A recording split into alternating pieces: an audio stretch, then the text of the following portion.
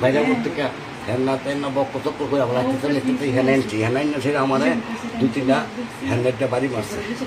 তারপর আমি হেরা রাত পাও আটো পাও ধরতেছে বাবারে তোরা সুখ থেকে তোরা চিনি তোরা কিছু করিস না যাওয়ার ফুলাইলে তোরা কাছে লইয়ে যাবো এই কথা বলে গায়ে সুতির ফুট বাইরে করতে 24 ঘন্টার ভিতরে না বাইরেলে তোরা ঘরের ভিতরে তারা মেরে আগুন লাগাই দিই। সমস্যাটা কি তা নিয়ে হয়েছে? সমস্যা এটা আমরা কই থাকতাম পুলা করে কংগ্রেস ইস্যু পেপার নিয়ে এখন কি হয়েছে না হয়েছে কোথাও। কতজন আইছিল? আইছে 40-50 জনের মতো। কিছু কইছে নি আপনাদেরকে? হয়তো যা কোনো আমরা রেডি কইছে ফুলারা বার করে দিতাম, ডাইরেক্ট গুলি করবো।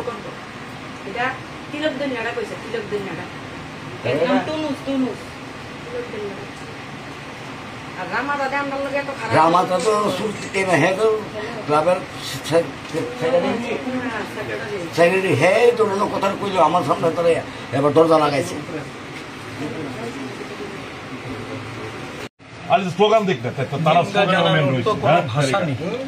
এই ধরনের একটা ন্যাক্কারজনক ঘটনা আজকে যে পাড়ায় মুখ্যমন্ত্রী ওনার পারিবারিক বাড়ি, এই অঞ্চলে উনি সাধারণ মানুষকে অভয় দেন। এই সংখ্যালঘু অংশের মানুষ এই মসজিদে বসবাস করে, যারা এই সংখ্যালঘু মানুষের মধ্যে আস্থা অর্জনের জন্য যিনি নির্বাচনের আগে এসে প্রতিশ্রুতি রাখেন, আজকে ঈদ পরবর্তী সময়ে দেখা গেল একটা রাজনৈতিক বক্তব্য, যাদের আজকে যে আমরা বলি যে গণতান্ত্রিক অধিকার খর্ব হচ্ছে, গণতন্ত্রে কথা বলার অধিকার নেই, ভাষার অধিকার নেই, খাদ্যের অধিকার নেই।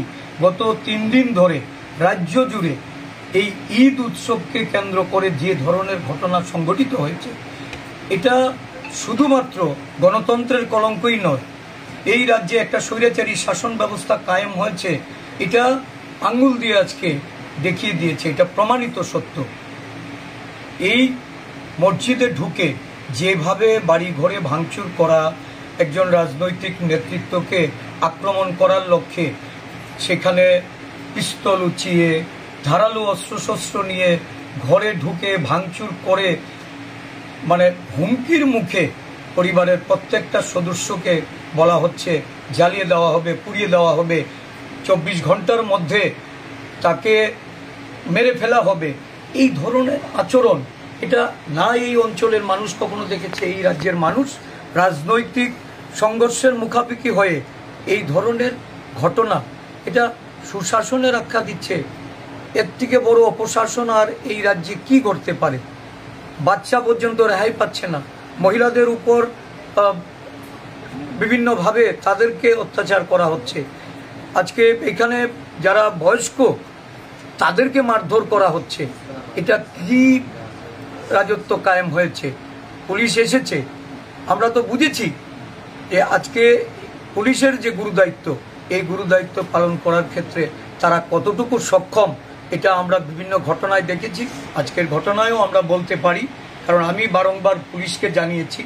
একটা কর্মসূচি আমাদের কালকে, শাহজাহানবাবু আমার সাথেই এসছে, আমি ওকে বাড়িতে নামিয়ে দিয়ে আমার বাড়িতে গেলাম।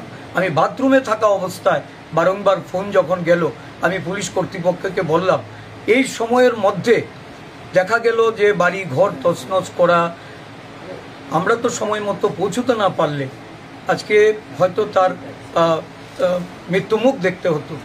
এই ধরনের একটা ঘটনা কারা করছে? যারা শাসক দলের রাজ্যে কোষাধ্যক্ষ, যারা এই অঞ্চলে, আমি তো জানি যে এরা কারা। এক সময় একটা অন্য রাজনৈতিক দলের আশ্রিত ছিল, আজকে জামা পাল্টিয়ে আবার শাসক দলের হয়ে এখন এই ধরনের স্বৈরাচারী ঘটনার সঙ্গে যুক্ত হচ্ছে। এটা কোনোভাবেই মেনে নেওয়া যায় না। আমরা আরক্ষা প্রশাসনকে বলবো যে প্রয়োজনীয় পদক্ষেপ গ্রহণ করতে, অন্যথায় আমাদের আন্দোলনমুখী হতে হবে। এই ঘটনার সুবিচার আমরা চাই। যারা অভিযুক্ত তাদের যেন অবিলম্বে তাদেরকে গ্রেপ্তার করা।